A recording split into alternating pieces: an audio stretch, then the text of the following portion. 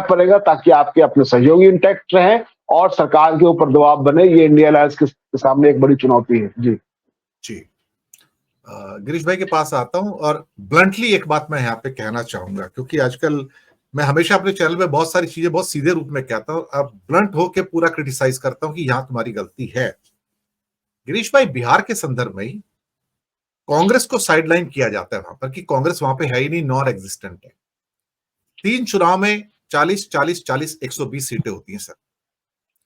Track record क्या कहता है सर? कांग्रेस ने इस 120 में से 3 चुनाव में 6 सीटें जीती, और वो पार्टी जो ओवर हाइप, जो अपने आप को बिहार का एक तरह से लेगेसी कहती है, विरासत में मुझे मिला हुआ है कि मैं सबसे महान हूं, मेरे बराबर कोई नहीं है, उसने इन 120 सीटों में से 8 सीटें जीती हैं। सर कितना फर्क है सर 2 सीटों का।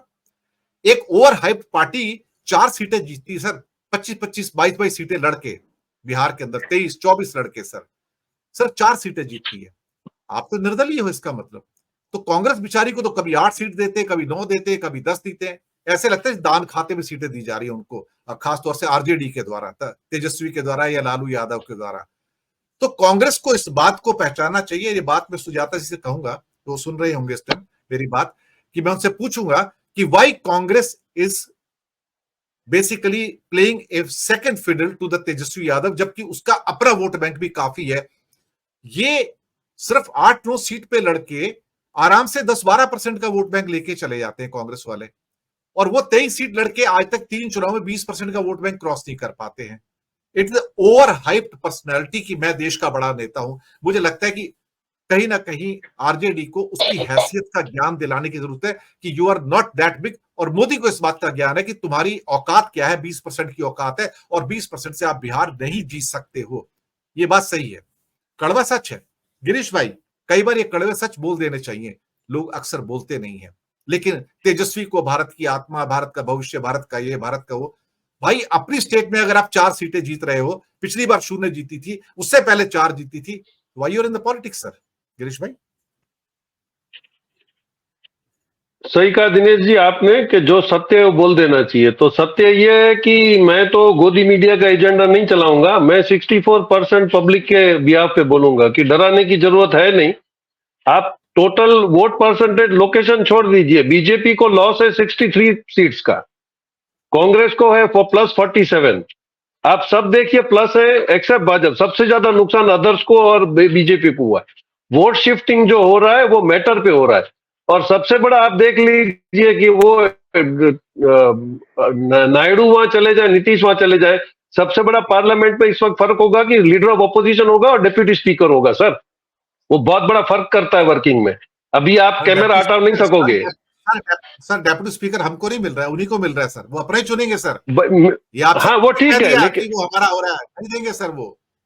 सर आपने ऑपोजिशन को बाहर निकाल दिया, खत्म कर दिया, आपका स्पीकर मिला, तो अगर आपको जिस मुद्दे से आप गए हो स्पीकर आपको मिल नहीं रहा है, और सबको अपना अपना स्टेट संभालना है। आज आप समझ लीजिएगा कि रीजनल पार्टियों को यह समझ में आ गया है कि नेशनल पार्टी को बैक में रख सकते हैं, रीजनल पार्टियों को पावरफुल होना पड़ेगा, नहीं तो ये जीएसटी के बजट में किसी को पैसा ही नहीं मिलने वाला। तो सबकी थिंकिंग भी तो अलग है, और पोजीशन इतनी केक वॉक नहीं है मोदी जी के लिए वहां बैठ जाएंगे। अगर वो पहले दिन से ही एनडी बोलने लगे, उनसे उनकी मेंटल प्रिपरेशन देख लीजिए। और आज तो अगर मोहन भागवत जी खुल के बोल रहे हैं कि पहले आप मणिपुर की प्रायोरिटी देखिए, तो उनको उनके सामने अब एक दुश्मन नहीं है सर, उनके सामने इंडिया वर्सेस बीजेपी है। तो ये इतना आसान नहीं होगा कि वो अपनी मनमर्जी चला लेंगे, वो रेड कर देंगे। और सबसे अच्छा 1 जुलाई से जो नया कानून आ रहा है, उसमें सुप्रीम कोर्ट ने एडवांस में एक जजमेंट दे दिया कि जिसको भी आपको अरेस्ट करना है उसको राइटिंग में इंफॉर्मेशन देनी होगी। तो ये जो आपकी डली डोली चल रही थी कि आप किसी को भी उठा के बोल दो कि हमको किसी ने बोला है कि इन्वॉल्व है, ये सिचुएशन नहीं चलेगी। और मैं जितना समझता हूं कोर्ट भी इतनी नकारा तो नहीं हो गई है कि वो सुनेगी नहीं। और अभी आप देख लीजिए 134 सीट्स में जो गड़बड़ मिल रही है, तो इनको यही था कि 303 प्लस 1, तो वो 400 प्लस इसी बिहाफ पे बोल रहे थे। लेकिन जिस दिन वो गड़बड़ियां ऑन पेपर एस्टैब्लिश हो जाएंगी तो रिट्रोस्पेक्टिव इफेक्टिव भी उनका इलेक्शन नल एंड वॉइड हो सकता है। तो इतना सिचुएशन अच्छा नहीं है कि पब्लिक डर जाएगी, और पब्लिक अगर डरी होती तो इतना खुल के वोट देती भी नहीं और बोलती भी नहीं। आज भी सोशल मीडिया पे हम लोगों ने जिनको बचाया है वो हमको इसलिए सुन रहे हैं कि हम उनको निराश न करें। तो पोजीशन इतनी अच्छी नहीं है कि मोदी जी कल से सबको रेड करके अंदर कर देंगे, क्योंकि झारखंड में जो आपने अंदर करा है उसका रिएक्शन भी तो आ रहा है, पीपल डोंट लाइक दैट। तो आप ऐसे ही अंदर करते सबको चले जाओगे, और लोकसभा में अब तो आप वॉइस वोट से हल्ला गुल्ला हाँ ना करवा के पास करा लोगे, वो सिचुएशन अभी आपके पास नहीं है। It is 240 versus 303। तो जिस दिन अगले के भी जो वहां बैठे हैं उनको तकलीफ होगी तो वो उठ के चले जाएंगे। वो तो 303 में कोई था ही नहीं, वहां पे तो भगवान है उनके सारे भगत बैठे हुए थे, और वो तथास्तु बोल देते थे, वो मुंह चुप करके बैठ जाते थे। ये जो है ये अपने आप में भी पावरफुल है, चाहे उनके पास 5 सीट हो या 1 सीट हो। जिस दिन वो निकल के उस तरफ चले गए उस दिन आपको भी तो बिल पास कराने में दिक्कत होगी। तो मैं समझता हूं उतना सिचुएशन जो 19 में था वो नहीं था। 19 में तो आपको तकदीर ने साथ दे दिया था। बाकी अगर ये समझे कि वो बहुत ही ज्यादा टेररिस्ट होने की कोशिश करेंगे तो सर वो तो सद्दाम हुसैन की भी नहीं चली थी और कर्नल गद्दाफी की भी नहीं चली थी।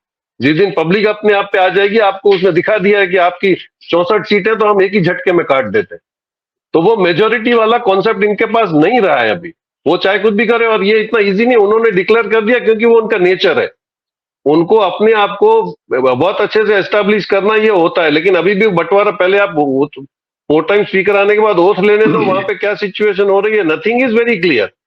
हम ये नहीं मान लेते हैं फुल मेजोरिटी लेके मोदी जी बैठ गए और अब वो मनमानी करेंगे, वो सिचुएशन नहीं है। अगर ये होती तो महाराष्ट्र में जो गड़बड़ हो रही है वो शायद हफ्ते में आपको वो बता देगी कि महाराष्ट्र आपके हाथ से गया। गुजरात में अगर इतने आप पावरफुल थे, जो 26 और 5 लाख की बात करते थे, उसमें तो एक भी तो पॉइंट नहीं आया। और उसमें भी अगर क्षत्रिय थोड़ा सा इधर उधर नहीं होते तो 6 से 7 सीट पे मार पड़ रही थी। और अकेली गेनीबेन जिसके पास पैसा नहीं था, जो पब्लिक फंडिंग से लड़ी है, वो जीत गई है। तो अभी ये सिचुएशन आ रही है, पब्लिक समझ रही है जो काम करेगा वो जीतेगा। नहीं तो स्मृति ईरानी जी तो बड़ा काम कर रही थी, घर चली गई। और पब्लिक को इतना समझ में आ रहा है कि वो वही टीम है पुरानी जिसने 5 साल में कोई डिलीवर नहीं किया है। सीतारमन जी क्या डिलीवर करेंगी? वो गडकरी जी एक काम कर रहे हैं, और गडकरी जी का इन्फ्लुएंस आरएसएस का फिर वापस आया, वो उसी पे से समझ में आता है। इनका चलता तो गडकरी जी को नहीं ले आते, लेकिन लाए हैं और वही देना पड़ा है। और इमीडिएटली साइमल्टेनियस मोहन भागवत जी का स्टेटमेंट आ रहा है, तो इनको अभी वहां पर भी डाइवर्ट कर रहे हैं जहां पे आपको काम करना है। Now if it doesn't say anything on Manipur, parliament में क्वेश्चन होगा सर। अभी आप लीडर ऑफ अपोजिशन से कैमरा नहीं हटा पाओगे, वो बोलेंगे, आपको सुनना पड़ेगा। और लीडर ऑफ अपोजिशन अगर हम देखें तो he is very very powerful, nothing less than a prime minister. तो हमको कॉन्स्टिट्यूशन की अभी उनको इज्जत करनी पड़ेगी, इसलिए उन्होंने माथे पे लगाया है। वो नहीं लगाओगे तो कॉन्स्टिट्यूशन आपको लाके माथा खुद ही लगवा देगा। ये इंडियन कॉन्स्टिट्यूशन का पावर है दिनेश जी। बात तो आपने सही कही है। सुजाता जी के पास